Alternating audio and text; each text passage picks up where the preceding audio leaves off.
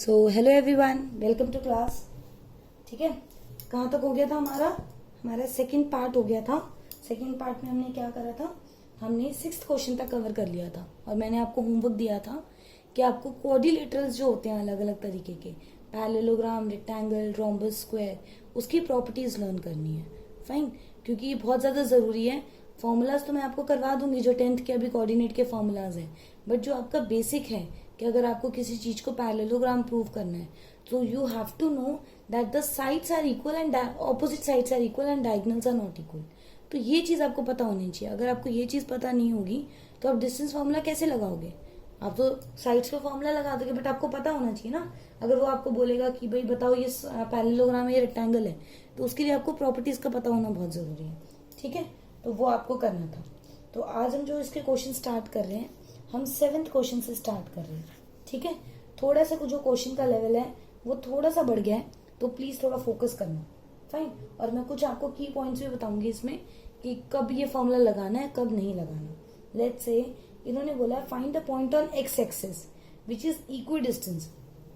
Coordinate geometry में एक बात जरूर ध्यान रखना, जो 10th का कोऑर्डिनेट ज्योमेट्री है इसके लिए आपको ग्राफ पेपर नहीं मिलेगा, इसीलिए आपको जो आपकी नॉर्मल शीट होती है उसी पे छोटी सी फिगर बना के दिखानी है। जो फिगर है उससे मार्क्स भी अच्छे मिलते हैं and plus it is very helpful for your personal understanding also. So please while doing even in the rough notebook और the practice notebook do attempt the figure part. Fine, अब उसने मुझे बोला है 2 पॉइंट्स हैं और बीच में एक पॉइंट है, लेट इट बी पी। अब ये जो पी पॉइंट है वो एक्स एक्सिस के ऊपर आता है। मैंने आपको बोला था 10th क्लास के कोऑर्डिनेट स्टार्ट करने से पहले जरूर एक बार 9th क्लास के जो कोऑर्डिनेट के वीडियोस हैं वो जरूर देखना। ठीक है, 9th क्लास के में या फिर कोऑर्डिनेट का जो इंट्रोडक्टरी पार्ट है 10th का, उसमें मैंने आपको बताया था कि जो एक्स एक्सिस होती है उसके जो पॉइंट्स होते हैं वो x,0 के फॉर्म में होते हैं। ये चीज पता होनी बहुत जरूरी है। अगर ये चीज पता नहीं होगी तो आपका आंसर नहीं आएगा। अब उसने हमें गिवन में क्या दिया है कि मेरा जो AP है वो BP के इक्वल है, as AP is equal to PB। ये हमारा गिवन पार्ट है। ठीक है, और क्योंकि ये इक्वल है तो मैं ये भी कह सकती हूँ कि AP square is equal to PB square. कई बच्चे क्या करते हैं, पहले फॉर्मूला पुट करके फिर अंडर रूट लगा देते हैं, वो फॉर्मूले में आ जाता है, फिर उसको स्क्वायर करते हैं, स्क्वायर और अंडर रूट को कैंसिल करते हैं। वैसे करना है वैसे कर लो, ऐसे करना है ऐसे कर लो, कोई प्रॉब्लम नहीं है।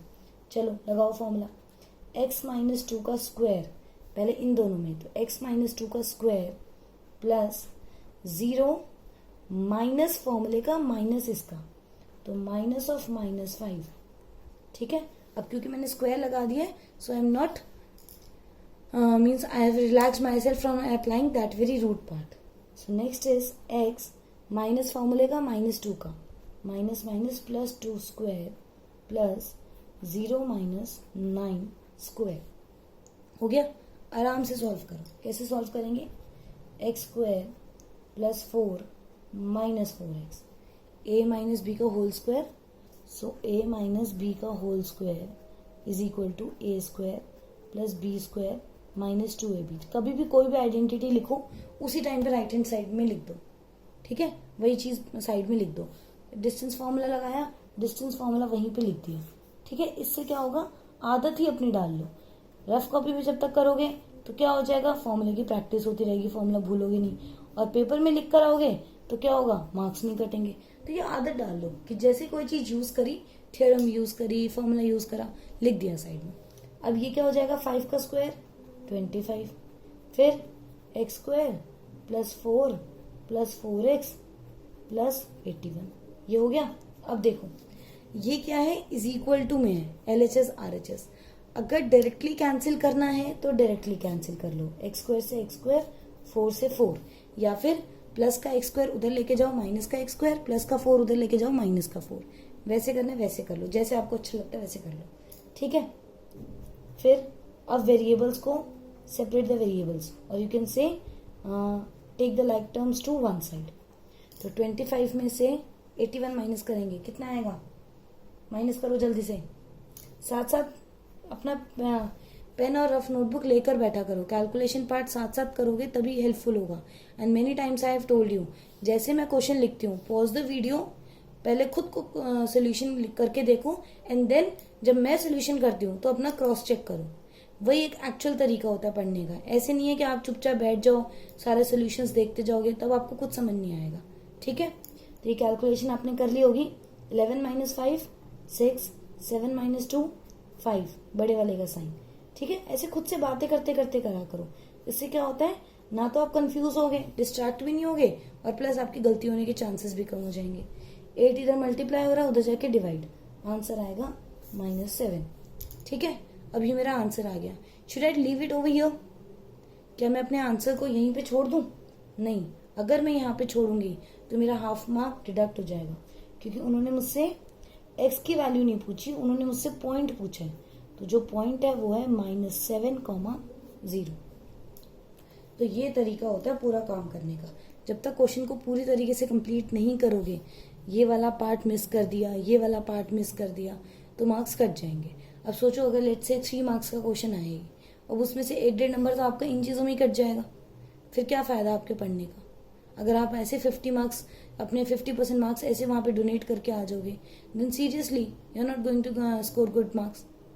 फाइन, तो इन चीज़ों का भी ध्यान रखना इक्वली इंपॉर्टेंट है जितना आपका कंसेप्ट को समझना इंपॉर्टेंट है। Fine, so I hope this is pretty much clear. Okay, next उस पर आते हैं। ठीक है, नेक्स्ट उस पर उसने क्या बोला है हमें, ध्यान से देखो। पहले क्वेश्चन की लैंग्वेज को ढंग से समझा करो कि वो क्या रहा है। फिगर अच्छे से बना लो, 40% काम तो फिगर से ही हो जाता है।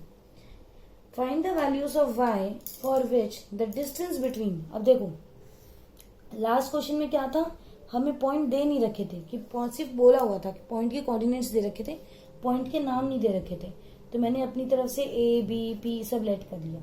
लेकिन अगर क्वेश्चन में दे रखा है और फिर भी गलती से, जैसे मैंने ध्यान ना दिया हो और मैं PQ की जगह AB लिख दूंगी, तो मार्क्स कट जाएंगे। ठीक है, तो क्वेश्चन को बहुत ध्यान से पढ़ो। 10-20 सेकेंड्स उधर लग जाए, कुछ नहीं होता। पूरा क्वेश्चन गलत होने से अच्छा है उधर 20 सेकेंड्स दे दो, क्वेश्चन को ध्यान से पढ़ो। तो उसने मुझे बोला है कि y की कौन सी वैल्यू पे इन दोनों के बीच का जो डिस्टेंस है वो 10 यूनिट्स है। ठीक है, कंसेप्ट क्लियर हो गया। फिगर बनाने का एक और फायदा होता है, फिगर बनाते बनाते आपको समझ में आ जाता है क्वेश्चन करना कैसे है। तो क्या होता है, जो कटिंग वगैरह होती है वो नहीं होती। अब फिगर बना रहे हो, साथ साथ आपको दिमाग चल रहा है, चलो जी, तब तक आपको टाइम मिल गया। वो 10-20 सेकेंड्स आपने क्या किया, सोचने में लगा दिया टाइम कि क्वेश्चन को करना कैसे हो, और तब तक हमारी फिगर भी रेडी हो गई, मैंने फॉर्मूला लिख लिया। तो ये क्या हो जाएगा, थोड़ा सा एक आपको बफर टाइम मिल जाता है। तो using formula of distance y2 - y1, sorry मैंने गलती से पहले y लिख दिया, वैसे मैं x लिखती हूँ, but like I told you it won't have any effect on our answer. तो उसने मुझे क्या बोला है, उसने मुझे बोला है कि जो PQ है वो 10 यूनिट्स है। तो अगर मैं sorry about the handwriting part, अगर मैं इसको स्क्वायर कर लूँ, या फिर चलो मैं, अब तुम्हें पिछली बार मैंने पहले स्क्वायर करा था, अब मैं पहले फॉर्मूला लगा रही हूँ। तो 10 - 2 का स्क्वायर और y -3। ठीक है, कई बार मैं थोड़ा क्वेश्चन जल्दबाजी में भी कर देती हूँ, लेकिन कई बार मैं पूरी कोशिश करती हूँ मैं हर स्टेप लिखूँ ताकि आपको अच्छे से डिटेल में समझ में आए। ठीक है, तो ये हो जाएगा 8 का स्क्वायर। और देखो, मैं इसको डायरेक्टली y + 3 लिख सकती थी, बट मैंने ये आपके अंडरस्टैंडिंग के लिए, क्या आप बोलोगे जल्दी जल्दी कर देते हो, हमें समझ नहीं आता, उसके लिए मैंने करा है। ठीक है, अब इसमें क्या लगाना है मुझे, आइडेंटिटी। तो आइडेंटिटी लिख दो। ये मत सोचना एंड में लिखेंगे, एंड में तो भूल जाओगे, एंड में तो सारा ध्यान इसी में होता है। चलो जल्दी से नेक्स्ट क्वेश्चन पढ़ो। तो एंड के भरोसे मत छोड़ना, साथ के साथ लिखते जाओ। y² + 9 + 6y। और मैं अभी भी बता रही हूँ, कई बच्चे तो ऐसे होंगे जिनको अभी तक आइडेंटिटीज भी क्लियर नहीं होगी, तो प्लीज अपनी बेसिक स्ट्रॉन्ग करो। सारी वीडियोस अवेलेबल हैं, एक अलग से आइडेंटिटीज का वीडियो है, एक बार आइडेंटिटी के क्वेश्चन कर लो। जिस भी चीज में प्रॉब्लम आती है ना, उसकी एक्सरसाइज कर लिया करो। इसीलिए मैं पार्ट्स में बनाती हूँ। एक वीडियो मुश्किल से 15 मिनट्स होता है, मैक्सिमम 15 मिनट्स का वीडियो होता है। अगर आइडेंटिटी में प्रॉब्लम आई, आइडेंटिटी करके देख ली। मिडिल टर्म स्प्लिटिंग में प्रॉब्लम आई, एक बार मिडिल टर्म स्प्लिटिंग के वीडियोस में क्वेश्चंस करके देख लिए। तो उससे क्या होता है, कंसेप्ट भी क्लियर हो जाता है। ये मत सोचा करो कि अच्छा मुझे तो ये आता ही नहीं है। फाइन, चलो तब तक अब आपने कैलकुलेशन कर ली होगी। 64 + 9 कितना हो गया, 73। 73 को जरा 100 से माइनस करो जल्दी से, कितना हो जाएगा तुम्हारे पास, कितना, 27 है ना। 100 - 73 27। तो माइनस का 27 is equal to 0। Middle term splitting, दो ऐसे नंबर जिसको मल्टीप्लाई करके -27 आए और प्लस माइनस करके 6 आए, दैट इज 9 एंड -3। तो y के दो आंसर आ गए, -9 और 3। ठीक है, और मुझे दोनों ही आंसर में प्रॉब्लम नहीं है। ये कोई एरिया या कोई डिस्टेंस तो है नहीं कि नेगेटिव आ नहीं सकता, नेगेटिव आ सकता है। तो दोनों ही मेरे आंसर्स हैं। तो दो ऐसे पॉइंट एग्जिस्ट करते हैं जिससे मेरा क्या होता है, अगर मैं, क्योंकि ऑब्वियस बात है ना, अगर एक पॉइंट यहाँ पर है तो वो 10 यूनिट्स यहाँ पे भी हो सकता है, यहाँ पे भी उसका 10 यूनिट्स हो सकता है, और अगर मैं यहाँ पर उसको ले जाऊं तो भी वो 10 यूनिट्स हो सकता है। तो कोई दिक्कत थोड़ी ना। तो बेसिकली अगर ये P है 2, -3, जो कि मेरा कहाँ आ रहा होगा, ये आ रहा होगा मेरे 4th क्वाड्रेंट में। तो 4th क्वाड्रेंट से मेरा 10, ऐसे कर लेते हैं 10, 3 फर्स्ट क्वाड्रेंट में भी उतना ही डिस्टेंस बन रहा है, और 10, -9 सेकेंड क्वाड्रेंट में भी उतना ही डिस्टेंस बन रहा है। तो कोई दिक्कत वाली बात नहीं है, सीधी सी ऑब्वियस सी बात है, ये हो सकता है, ऐसे दो केस एग्जिस्ट कर सकते हैं। ठीक है, तो I hope it is pretty much clear. चलो नेक्स्ट क्वेश्चन करेंगे। नेक्स्ट क्वेश्चन क्या है हमारा, नेक्स्ट क्वेश्चन हमारा 3rd क्वेश्चन है, सॉरी 9th क्वेश्चन है। चलो 9th क्वेश्चन देखो। 9th क्वेश्चन में फिर वही इक्वी डिस्टेंस वाली बात आ गई। अब ये कैलकुलेशन आप करके दिखाओगे मुझे। वो बोल रहा है if Q is equi distance from P and R। तो बेसिकली क्या है, P और R थोड़े दूर दूर के पॉइंट है। जो P है वो है 5, -3, और जो R है वो है x, 6। ठीक है, और Q जो है इसके कोऑर्डिनेट्स हैं 0, 1, ये दोनों से इक्वी डिस्टेंस है। ठीक है, find the values of x, also find the distance QR and PR। वो कह रहे हैं पहले तो x की वैल्यू बताओ और डिस्टेंस भी कैलकुलेट करके बताओ। तो सबसे पहले तो मैं क्या बोलूंगी, मैं अपनी गिवन इन्फॉर्मेशन को लिखूंगी कि मेरा PQ जो है वो QR के इक्वल है, ये मुझे गिवन है। तो मैंने क्या करा, इसका स्क्वायर कर लिया। स्क्वायर करते क्या हुआ जल्दी बताओ। हाँ, क्या हुआ, अंडर रूट का साइन हट गया। अब अंडर रूट का साइन हट गया तो जब मैं डिस्टेंस फॉर्मूला लगाऊंगी तो मैं क्या लिखूंगी, 0 - 5 का स्क्वायर और 1 + 3 का square is equal to x - 0 का स्क्वायर।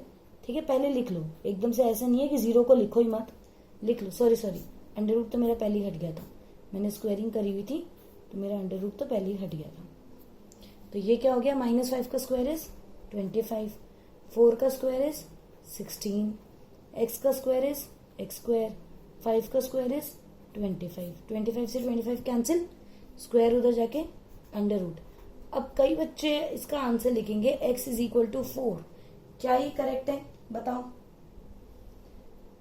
कितने बच्चे बोलेंगे कि ये करेक्ट है, ये इनकरेक्ट है। अगर 3 नंबर का क्वेश्चन होगा यहीं पे आपको मार्क्स कट जाएंगे, you will get half mark, means 1.5, 50% marks deduct हो जाएंगे। इसका आंसर है +-4, क्योंकि 4 का स्क्वायर भी 16 होता है और -4 का स्क्वायर भी 16 होता है। तो अब आपको क्या करना पड़ेगा, क्योंकि दोनों वैल्यूज के ऊपर आंसर निकालने पड़ेंगे। सॉरी, ये क्योंकि नहीं, ये R की वैल्यू है। ठीक है, sorry for this over writing, ये R की वैल्यू है। -4,6 और 4,6 दोनों पे आंसर निकालना है। तो उसने मुझसे क्या पूछा है, QR और PR का डिस्टेंस पूछा है। तो एट -4,6 QR का डिस्टेंस लगाओ, डिस्टेंस फॉर्मूले से QR लगाओ तो क्या हो जाएगा, -4 - 0 तो 16 और 6 - 1 25। तो क्या आएगा जल्दी से देखो, तो ये आंसर आएगा √41। ठीक है, ये आएगा। और PR क्या आएगा, माइनस के हिसाब से ध्यान रखो, तो माइनस के अकॉर्डिंग करके दो जरा मुझे। तो ये क्या आ जाएगा मेरा 9√2।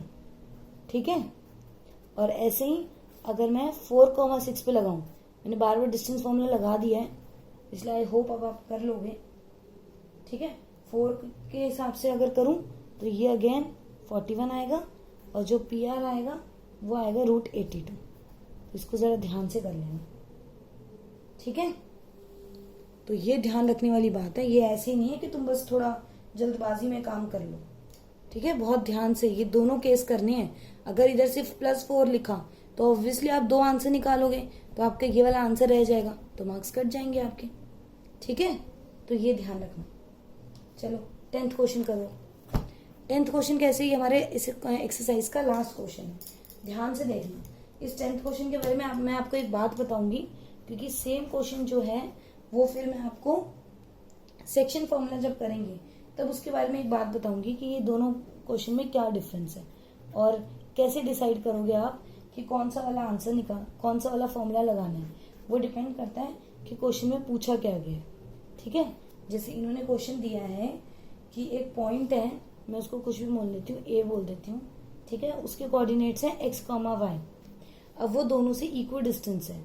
अगेन मेरे पास सिचुएशन क्या है कि मेरा जो AP है वो AQ के इक्वल है, ये मुझे गिवन है। ठीक है, अब उन्होंने मुझसे जो पूछा है वो बोला है रिलेशन बिटवीन x और y। अब अगर ये बोलता है relation between x and y, जो इसने मुझे अभी पूछा है, तो मैं क्या लगाऊंगी, डिस्टेंस फॉर्मूला लगाऊंगी फॉर श्योर। ठीक है, लेकिन अगर मुझे ये पूछता फाइंड x एंड y, तो वो वाला काम कभी भी डिस्टेंस फॉर्मूले से नहीं होगा। तो उस केस में आपको सेक्शन फॉर्मूला लगाना पड़ेगा, जो कि आप नेक्स्ट उसमें देखोगे एक्सरसाइज में। ठीक है, ध्यान रखना ये बात, मैं उधर भी आपको समझाऊंगी। अब इसमें होता है कि अगर ये x, 0 या 0, y होता है, तब फिर आपके पास यही क्वेश्चन आएगा, ये आप किसी भी मेथड से कर सकते हो। ठीक है, बात आगे समझ में? नहीं समझ में आया, एक बार रोक के दोबारा सुन लो। अगर रिलेशन पूछा है तो डिस्टेंस फॉर्मूला, फाइंड पूछा है तो सेक्शन फॉर्मूला। लेकिन अगर एक का भी कोऑर्डिनेट 0 हो जाता है, फिर किसी से भी कर लो, कोई कॉन्स्टेंट नहीं है। लगाओ जरा, इसका कर दी मैंने, स्क्वायरिंग कर दी। ठीक है, थोड़ा सा देखो इन चीजों को समझो। मैं अगर बार बार एक ही स्टेप को लिखती रहूंगी तो फिर मैं आपको बाकी चीजें नहीं बता पाऊंगी। ठीक है, तो थोड़ा सा इस चीज पे फोकस करो। जो मैंने चीजें एक बार बता दी है उनको थोड़ा ध्यान रखो। यहाँ पे प्लस क्यों आया, स्क्वायर क्यों कर दिया, अंडर रूट क्यों हट गया, इन चीजों पे थोड़ा सा ध्यान दो। तो ये क्या हो जाएगा, x² + 9 - 6x। ठीक है, वो लगा दो, आइडेंटिटीज लिख दो साइड में। देखो एक काम अगर आप कर लोगे तो मुझे क्या करना पड़ेगा, ये मैं इसके नीचे लिख रही हूँ। एक काम अगर आप ध्यान से चीजें समझ जाओगे तो मैं आपको बाकी चीजों पे ध्यान से फोकस करके बता पाऊंगी।